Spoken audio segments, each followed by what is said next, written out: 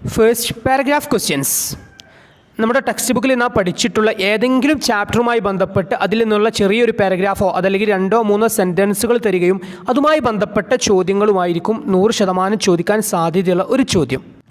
ഇവിടെ നോക്കുക, the ത്രിയൽസ് of empowerment എന്ന ചാപ്റ്ററിൽ നിന്നുള്ള ഒരു ചെറിയൊരു ഭാഗമാണ് ഇവിടെ തന്നിട്ടുള്ളത്. ദെൻ അതുമായി ബന്ധപ്പെട്ട ചോദ്യങ്ങളുമാണ് ഇതിൻ്റെ കൂടെയുള്ളത്.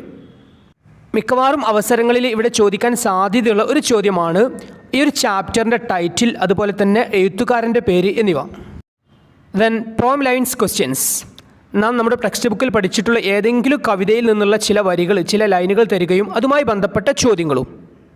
ഇവിടെ നോക്കുക, എനി വുമൺ എന്ന കവിതയിൽ നിന്നുള്ള 2 വരികളാണ് തന്നിട്ടുള്ളത്. അതുമായി ബന്ധപ്പെട്ട ചോദ്യങ്ങളുമാണ് അതിൻ്റെ കൂടെയുള്ളത്. ഇങ്ങനെയുള്ള ചോദ്യങ്ങളിൽ ചോദിക്കാൻ സാധ്യതയുള്ള ചില ചോദ്യങ്ങളാണ് ഈ ഒരു കവിതയുടെ ടൈറ്റിൽ, ദെൻ ഈ ഒരു കവിത എഴുതിയ കവിയുടെ പേര്, ദെൻ തന്നിരിക്കുന്ന ലൈനുകളിൽ ഉപയോഗിച്ചിട്ടുള്ള പോയറ്റിക് ഡിവൈസസ്, അതായത് ഫിഗർ ഓഫ് സ്പീച്ച്, ദെൻ അവസാനമായിട്ട് തന്നിരിക്കുന്ന വരികളെ വിശദീകരിച്ച് എഴുതാനും ക്വസ്റ്റ്യൻ ഉണ്ടായിരിക്കും. Then comparison of 2 poems. നമ്മുടെ ഇംഗ്ലീഷ് എക്സാമിൽ 100% ചോദിക്കാൻ സാധ്യതയുള്ള ഒരു ചോദ്യമാണ് കമ്പാരിസൺ ഓഫ് 2 പോയംസ് എന്നത്.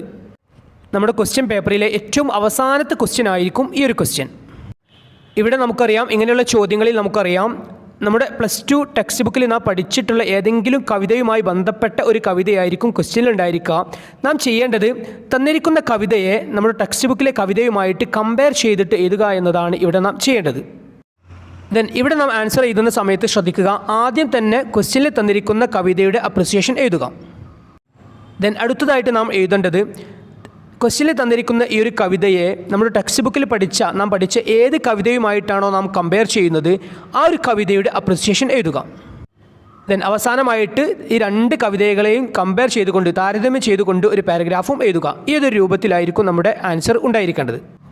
ഇവിടെ ഒരു ക്വസ്റ്റ്യൻ നോക്കുക, തന്നിരിക്കുന്ന കവിതയെ എനി വുമൺ എന്ന കവിതയുമായിട്ട് കമ്പയർ ചെയ്യാനാണ് ഇവിടെ നമ്മോട് ചോദിച്ചിട്ടുള്ളത്. ഓക്കെ, അപ്പോൾ നാം ആദ്യം തന്നെ എഴുതേണ്ടത് ഈ ഒരു കവിതയുടെ അപ്രിസിയേഷൻ എഴുതുക, രണ്ടാമതായിട്ട് എനി വുമൺ എന്ന കവിതയുടെ അപ്രിസിയേഷൻ എഴുതുക, മൂന്നാമതായിട്ട് ഈ 2 കവിതകളെയും, അതായത് തന്നിരിക്കുന്ന ഈ ഒരു കവിതയെയും എനി വുമൺ എന്ന കവിതയെയും തമ്മിൽ കമ്പയർ ചെയ്തുകൊണ്ട്, താരതമ്യം ചെയ്തുകൊണ്ട് 3ാമത്തെ പാരഗ്രാഫും എഴുതുക. Then next, job application and resume. നമ്മുടെ എക്സാമിൽ ചോദിക്കാൻ ഏറെ സാധ്യതയുള്ള ഒരു ചോദ്യമാണ് ജോബ് അപ്ലിക്കേഷൻ, അതുപോലെ തന്നെ റെസ്യൂമേ എന്നിവ. ഇവിടെ നമുക്കറിയാം, ചോദ്യത്തിൽ തന്നെ തന്നിട്ടുണ്ടായിരിക്കും എന്താണ് നാം എഴുതേണ്ടത് എന്നുള്ളത്. ആ ഒരു ചോദ്യത്തിൻ്റെ അടിസ്ഥാനത്തിൽ ജോബ് അപ്ലിക്കേഷൻ തയ്യാറാക്കുക, അതിൻ്റെ കൂടെ തന്നെ റെസ്യൂമേയും തയ്യാറാക്കുക. Then next, character sketch. നമ്മുടെ എക്സാമിൽ ചോദിക്കാൻ 100% സാധ്യതയുള്ള ഒരു ചോദ്യമാണ് ക്യാരക്ടർ സ്കെച്ച് തയ്യാറാക്കുക എന്നുള്ളത്. അതായത് Nomita, Ajith, Robert Baldwin, then Nomita's mother, Ratna, grandfather തുടങ്ങിയ ആരുടെയെങ്കിലുമൊക്കെ ക്യാരക്ടർ സ്കെച്ച് ആയിരിക്കും നമ്മോട് മിക്കവാറും ചോദിക്കാൻ സാധ്യതയുള്ളത്. ദെൻ നെക്സ്റ്റ്, സ്പീച്ച്, പ്രസംഗം. Then essay. Then write up or paragraph writing. രണ്ടും ഒന്ന് തന്നെയാണ്, അതായത് ഒരു പാരഗ്രാഫ് എഴുതുക എന്നുള്ളതാണ് ഇവിടെ ഉദ്ദേശിക്കുന്നത്. Then announcement. Then newspaper report. Then debate, for and against. അതായത് ഏതെങ്കിലും ഒരു വിഷയവുമായി ബന്ധപ്പെട്ട് നടക്കുന്ന ഒരു ഡിബേറ്റിൽ അതിന് അനുകൂലിച്ചോ അതല്ലെങ്കിൽ പ്രതികൂലമായിട്ടോ 4 പോയിന്റുകൾ എഴുതാനായിരിക്കും നമ്മോട് ചോദിക്കുക. ദെൻ ഇൻ്റർവ്യൂ, അഭിമുഖം നടത്തുക.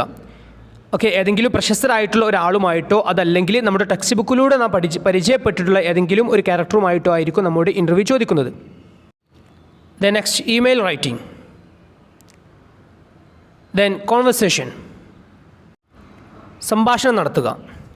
ഓക്കെ, ഇവിടെ തന്നിരിക്കുന്ന ചോദ്യം നോക്കുക. ഇവിടെ നമ്മോട് ചോദിച്ചിട്ടുള്ളത് നോമിതയും നോമിതയുടെ അമ്മയും തമ്മിലുള്ള കോൺവെർസേഷൻ, സംഭാഷണമാണ് ഇവിടെ നമ്മോട് ചോദിച്ചിട്ടുള്ളത്. ദെൻ ഇതേ രൂപത്തിലുള്ള ചോദ്യങ്ങളും നമ്മുടെ എക്സാമിൽ ഉണ്ടായിരിക്കും. Then blog writing. ഏതെങ്കിലും ഒരു വിഷയം തരികയും അതുമായി ബന്ധപ്പെട്ട ഒരു ബ്ലോഗ് തയ്യാറാക്കാനും നമ്മോട് ചോദിച്ചേക്കാം. Then introduce a person to audience. ഓഡിയൻസിന് ഒരാളെ പരിചയപ്പെടുത്തി കൊടുക്കുക. അതായത് ഏതെങ്കിലും ഒരു പ്രോഗ്രാം നടക്കുന്ന സമയത്ത് നമ്മുടെ മുന്നിലുള്ള ഓഡിയൻസിനെ പ്രശസ്തരായിട്ടുള്ള നമ്മുടെ പ്രോഗ്രാമിലേക്ക് വരുന്ന ഒരാളെ ഇൻട്രൊഡ്യൂസ് ചെയ്യുക എന്നതും നമ്മോട് ചോദിച്ചേക്കാം. ഇവിടെ തന്നിരിക്കുന്ന ഈ ഒരു ചോദ്യം നോക്കുക. നമ്മുടെ സ്കൂളിലെ ഒരു പ്രോഗ്രാം ഉദ്ഘാടനം ചെയ്യാനും വേണ്ടി ഇർഫാൻ ആലം നമ്മുടെ സ്കൂളിലേക്ക് വരുന്നുണ്ട്. ദെൻ അദ്ദേഹത്തിനെ ഓഡിയൻസിനെ ഇൻട്രൊഡ്യൂസ് ചെയ്തുകൊണ്ട് നാം നടത്തുന്ന ഒരു അനൗൺസ്മെൻ്റ് ആണ് ഇവിടെ നമ്മോട് ചോദിച്ചിട്ടുള്ളത്. Then next, profile writing. നമുക്കറിയാം ഈ ഒരു പ്രൊഫൈൽ റൈറ്റിംഗുമായി ബന്ധപ്പെട്ട ഹിൻസുകൾ ചോദ്യത്തിൽ തന്നിട്ടുണ്ടായിരിക്കും. അത് എല്ലാം ഒരുമിച്ച് കൂട്ടി ഒരു പ്രൊഫൈൽ നാം തയ്യാറാക്കുക എന്നാണ് ഇവിടെ ഉദ്ദേശിക്കുന്നത്. Next seminar report. ഏതെങ്കിലും ഒരു പ്രോഗ്രാമിൻ്റെ ചാർട്ട് തന്നിട്ടുണ്ടായിരിക്കും. അതിൻ്റെ അടിസ്ഥാനത്തിൽ ഒരു സെമിനാർ റിപ്പോർട്ട് തയ്യാറാക്കുക. അതല്ലെങ്കിൽ നമ്മൾ ചോദിച്ചേക്കാം ഏതെങ്കിലും ഒരു പ്രോഗ്രാം നമ്മുടെ സ്കൂളിൽ കഴിഞ്ഞിട്ടുണ്ട്, അതുമായി ബന്ധപ്പെട്ട് ഒരു സെമിനാർ റിപ്പോർട്ട് തയ്യാറാക്കാനും നമ്മോട് ചോദിച്ചേക്കാം. Next article writing. അതായത് ഏതെങ്കിലും ഒരു ടോപ്പിക്ക് തരികയും അതുമായി ബന്ധപ്പെട്ട് ഒരു ആർട്ടിക്കിൾ തയ്യാറാക്കാനും നമ്മോട് ചോദിച്ചേക്കാം. Letter writing. ലെറ്റർ റൈറ്റിംഗുമായി ബന്ധപ്പെട്ട് ഒഫീഷ്യൽ ലെറ്റർ അതുപോലെ തന്നെ ഇൻഫോർമൽ ലെറ്ററും ചോദിച്ചേക്കാം. അതായത് letter to the editor, letter of enquiry തുടങ്ങിയ ഒഫീഷ്യൽ ലെറ്ററും അതല്ലെങ്കിൽ ഇൻഫോർമൽ ലെറ്ററും ചോദിച്ചേക്കാം. Panel discussion. പാനൽ ഡിസ്കഷൻ എന്താണ് എന്നുള്ളത് നമുക്കറിയാം. അതായത് ഏതെങ്കിലും ഒരു വിഷയത്തെക്കുറിച്ച് നടക്കുന്ന ഒരു ഡിസ്കഷൻ.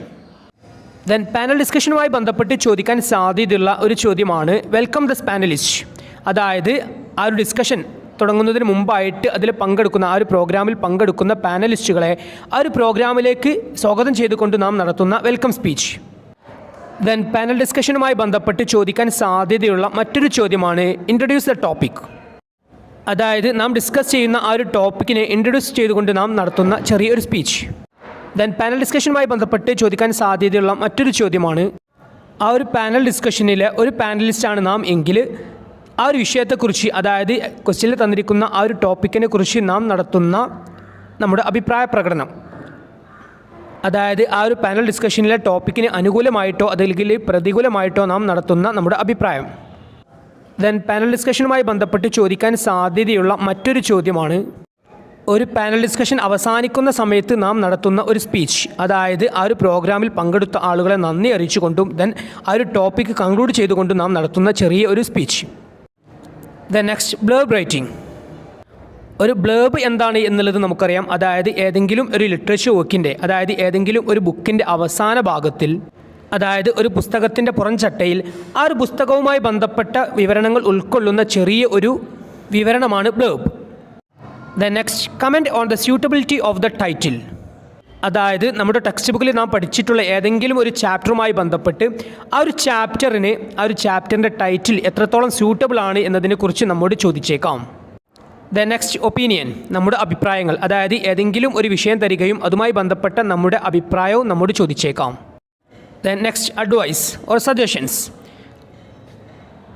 അതായത് ക്വസ്റ്റ്യനിൽ ഏതെങ്കിലും ഒരു അവസരം നൽകുകയും ആ ഒരു അവസരത്തിൽ നാം നടത്തുന്ന അഡ്വൈസ് അതല്ലെങ്കിൽ സജഷൻസ് നമ്മോട് ചോദിച്ചേക്കാം.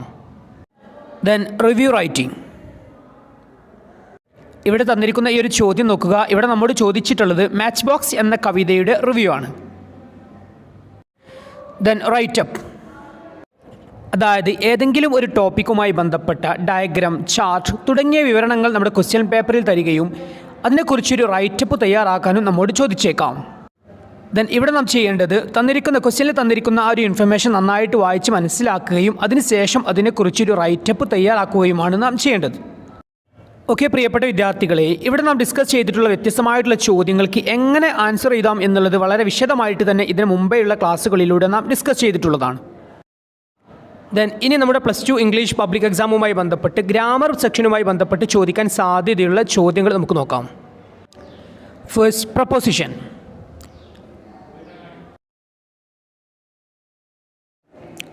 Edit the passage.